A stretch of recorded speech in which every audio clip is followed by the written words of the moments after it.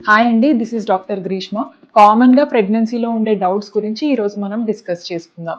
First important ఏంటి అంటే మనకి కుంకుమ పువ్వు పాలు తాగితే బేబీ తెల్లగా పుడుతుంది. సో ఇది కేవలం అపోహ మాత్రమే. ఎందుకంటే బేబీ తెలుపు నలుపు అనేది అది కేవలం మన మదర్ ఫాదర్ జెనెటిక్స్ మీద డిపెండ్ అవుతుంది అనమాట. నెక్స్ట్ వచ్చేసి మనకి ఏంటి అంటే కొబ్బరి నీళ్ళు తాగడం వల్ల జుట్టు బాగా వస్తుంది అని. సో ఇది కూడా మనకి అపోహ మాత్రమే. ఎందుకంటే బేబీ జుట్టు అనేది కూడా జెనెటిక్స్ మీదనే డిపెండ్ అవుతుంది.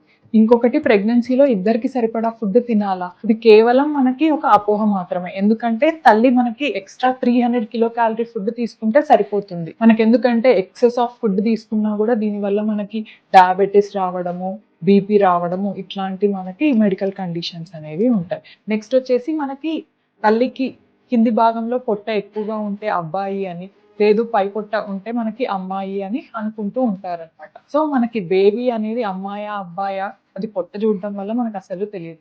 ఎందుకంటే మనకి స్కాన్ లోనే మనకి కనిపిస్తుంది అన్నమాట, తెలియడం అనేది జరుగుతుంది అబ్బాయా అమ్మాయా అనేది. సో నెక్స్ట్ వచ్చేసి ఇంకొక ఇంట్రెస్టింగ్ విత్ ఏంటి అంటే జోడి అరటిపళ్ళు, కవల అరటిపళ్ళు తినడం వల్ల ట్విన్స్ పుట్టడం అనేది. సో మనకి డైట్ కి మనకి ట్విన్స్ కి ఎటువంటి సంబంధం అనేది లేదు.